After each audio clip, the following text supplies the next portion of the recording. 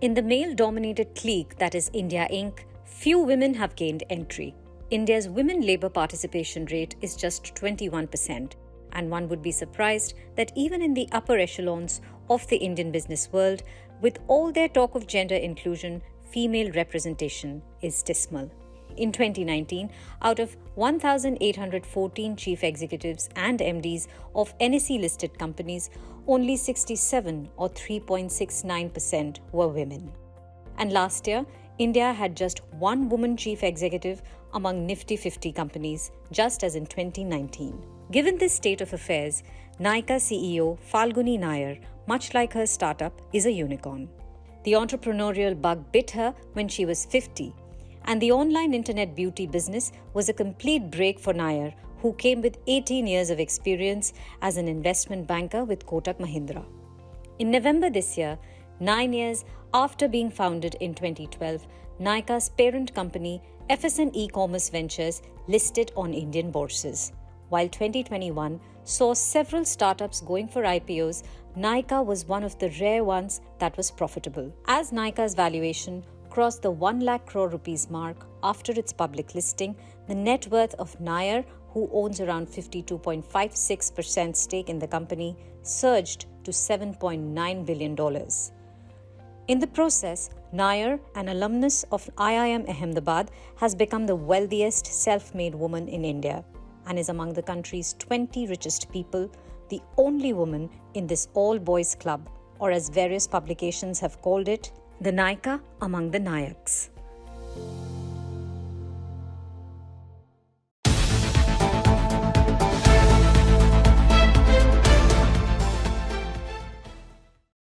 Someone who is on the Time magazine's 100 most influential people of 2021 list is an obvious choice for this rap.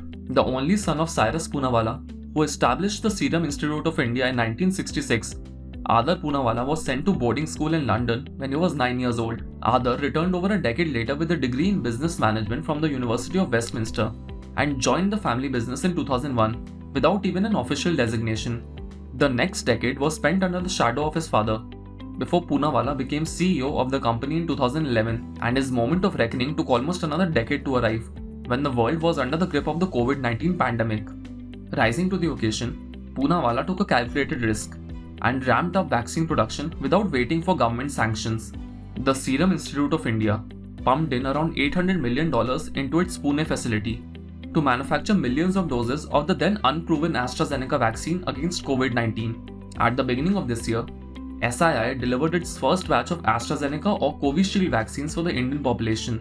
As of now, over 90% of the eligible Indian population has received at least one dose of the COVID-19 vaccine, and over 90% of them have rolled up their sleeves for Covishield. However, Poonawalla's plan of exporting a large chunk of his company's Covishield output hit a roadblock when the deadly second wave of COVID-19 hit India in April.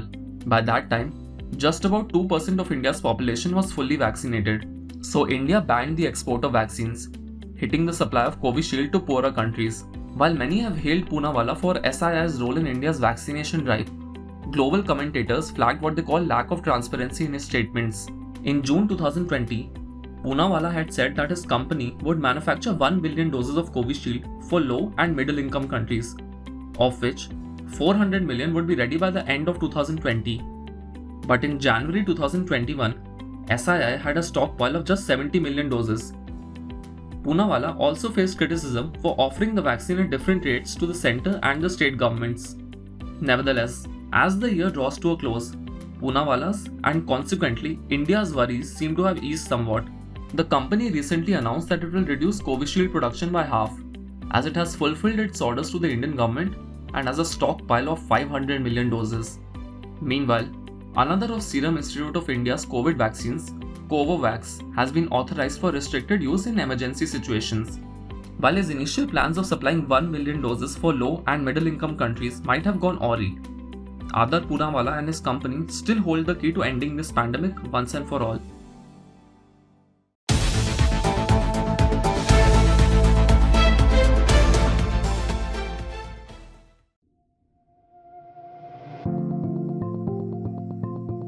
India's oldest and biggest conglomerate added more value to itself this year. The country's national carrier Air India, once owned by it, came back into its fold. Nationalization had taken it away, and now privatization has brought it back. Tata Group retained the title of India's most valuable brand by a considerable lead, with a brand value of $21.3 billion.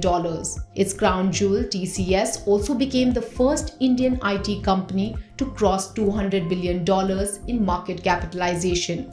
But for the group, 2021 will be marked as the year where it laid the foundation for the future. It is expanding to consumer-facing digital businesses, green energy, and electronics. Its chairman, N. Chandrasekaran, is injecting new life into what was being seen as just another big conglomerate. It is first connecting several brands across the Tata universe through its super app, Tata Neu, expected to launch early next year. To expand its offerings, it has acquired online grocer Big Basket, online pharmacy 1mg, and invested in CureFit. But arguably the most visible deal for Tata was its acquisition of Air India. The national carrier is returning to the Tatas after 68 years.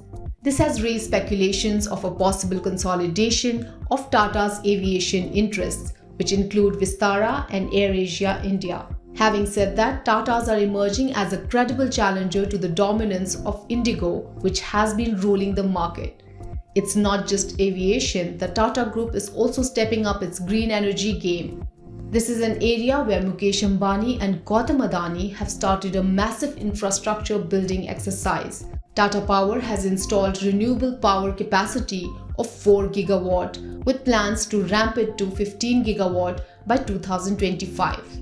This month, it was awarded the contract to build India's largest solar and battery storage project worth 945 crore rupees. Just as the government unveiled an incentive scheme to secure a semiconductor supply chain for India, Tata Group is reportedly planning to set up a semiconductor assembly and test unit. Tata is already building a high-tech electronics manufacturing facility in Tamil Nadu. With the entry of Tata, the competition in the Indian sky will be a sight worth gazing at, and consumers will reap the benefits.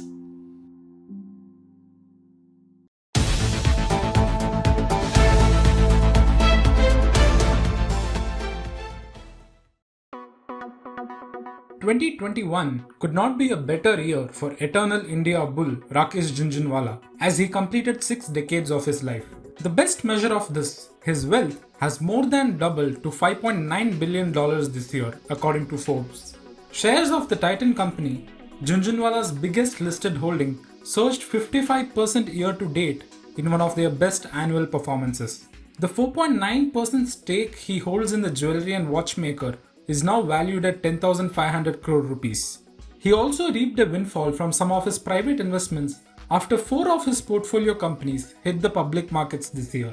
In March, gaming company Nazara Technologies got listed on the stock exchanges, followed by Barbecue Nation Hospitality in April and Star Health and Allied Insurance and footwear retailer Metro Brands in December, capping the year. The year was not without any controversy though. Rakesh Jhunjhunwala, his wife Rekha Jhunjhunwala, and 8 others settled a case on alleged insider trading in shares of Aptech by agreeing to pay more than 37 crore rupees to SEBI. This includes settlement charges as well as disgorgement of ill-gotten gains. But the highlight of this year has been Jhunjhunwala donning the entrepreneurial hat and plunging into an industry where the likes of Vijay Mallya and Naresh Goyal failed. He co-founded India's newest ultra-low-cost airline, Akasa Air. For this, he brought on board the former Jet Airways CEO Vinay Dubey and Indigo's former president Aditya Ghosh. Akasa unveiled its livery and tagline last week, 2 months after receiving initial clearance from the Ministry of Civil Aviation to start operations. It is expected to take to the skies next year, having placed a multi-billion-dollar order for 72 Boeing 737 MAX jets in November. With Jhunjhunwala catching the fancy of aviation, he should remember what Sir Richard Branson famously said: "If you want to be a millionaire, start with $1 billion and launch a new airline." If you like this video, share it and subscribe to Business Standard. For more news, views and insights, log on to www.business-standard.com. Do also follow us on YouTube, Twitter, Facebook, Instagram, Telegram and LinkedIn.